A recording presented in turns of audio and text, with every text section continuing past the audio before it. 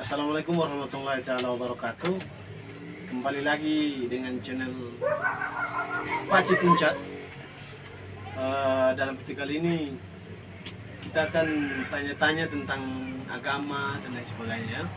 Jadi eh, selaku senior saya, prajurit kepala Janjan, mungkin karena dia lebih tua daripada saya, mungkin apa yang dia tahu saya juga belum tahu. Saya sebagai anak muda, saya juga belum terlalu paham tentang agama.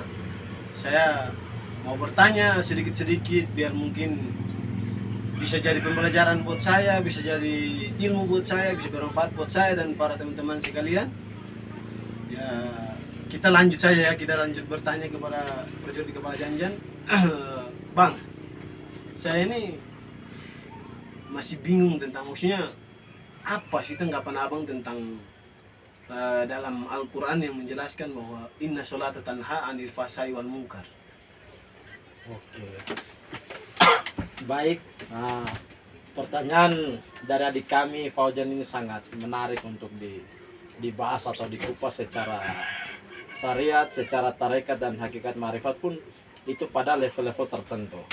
Untuk itu kita berbicara di level syariat. Apa yang dimaksud dengan inna sholat tanha anil fahsya'i wal munkar? Artinya sholat itu mencegah perbuatan keji dan munkar.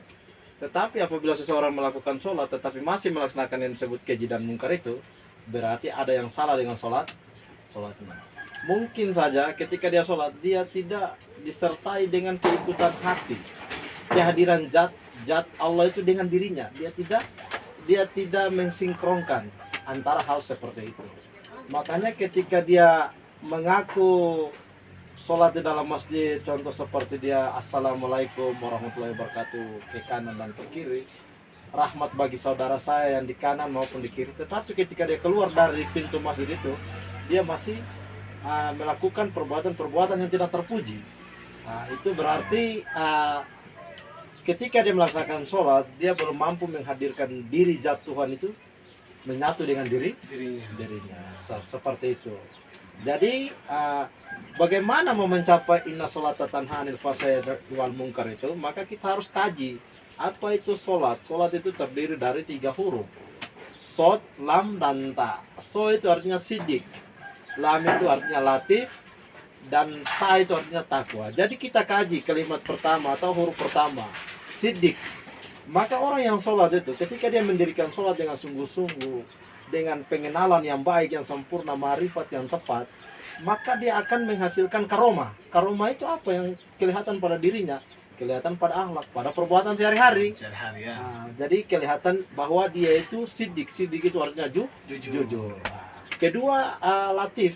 Ketika dia melaksanakan sholat dengan pengenalan yang tepat, yang baik tadi, yang saya sampaikan di awal tadi, maka hasilnya adalah latif, lemah lembut. Lemah lembut itu bukan hanya terjadi pada sesama manusia, tetapi mungkin sesama makhluk. Makhluk ini berada di sini seperti binatang, pohon dan lain-lain ini. Itu ada statusnya adalah status ciptaan atau makhluk. Ketika dari situ semua berakhir atau bermuara pada takwa.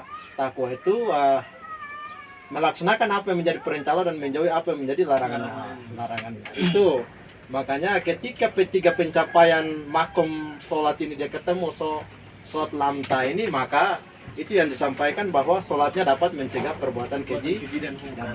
Maka jangan hanya sholat itu ketika kita berhadapan di masjid baru kita mengaku ini wajahiyya lillazi fataras samawati wal ardh, hidupku matiku dan semuanya itu hanya untuk Allah. Itu hanya sebatas lisan, tetapi tidak diaplikasikan dalam kehidupan sehari-hari. Jadi dalam hal ini ketika kita sholat itu waktunya hanya 15 menit, tetapi untuk sholat di luar daripada sholat yang 15 menit itu lebih lama waktunya, panjang. Dalam arti bahasa lainnya khusyuk begitu ya, Bang ya. Begitu. Berarti tadi saya sempat dengar abang bicara tentang tingkatan level daripada pandangan inna sholat tanha anil fahsya'i wal munkar ini dari level syariat, tarekat, hakikat dan marifat. Sebenarnya dari empat level ini syariat, tarekat, hakikat dan marifat ini dia seperti apa, Bang? Jadi arti daripada syariat, tarekat, hakikat dan marifat ini, Bang. Jadi tingkatan ini dalam belajar dalam Islam yang kami pelajari atau kami dapat dari disiplin ilmu dari guru-guru kami itu menyampaikan bahwa tingkatan belajar dalam Islam itu terdiri dari 7. Sebagaimana 7 ayat di dalam Al-Fatihah. Satu itu yang berbunyi seperti yang disampaikan tadi, ilmu syariat, kedua tarekat, ketiga hakikat, ma'rifat, 4 musyahadah, 5, 6 musyahadah, mukasyafa, terakhir itu mahabbah. Jadi mahabbah itu dengan bahasa lain atau kata kita sehari-hari orang Indonesia dia cinta. Cinta, ya. Sampai ke tingkat cinta. Jadi apa itu syariat? Syariat itu hukum agama, hukum yang berlaku dalam tata bermasyarakat dalam kehidupan sehari-hari. Contoh, si Fauzan punya barang, maka kami nggak boleh ambil. Kalau kami pengen, maka kami minta. Tidak boleh ambil. Tidak boleh ambil pengetahuan, ya. sepengetahuan orang yang punya. Sedangkan menuju ke satu tingkat lebih atas itu tarekat itu adalah jalan. Jadi ketika orang sudah melaksanakan ilmu syariat dengan baik, maka dia akan berjalan menuju kepada hakikat. Menuju kepada hakikat itu yang disebut kebenaran yang sesungguhnya. Jadi kebenaran daripada ilmu syariat tadi itu dinyatakan di ilmu hakikat. Ketika semua dia laksanakan, maka hasil daripada syariat, hakikat dan tarekat tadi menjadi buah. Buah itu yang disebut dengan ma'rifat.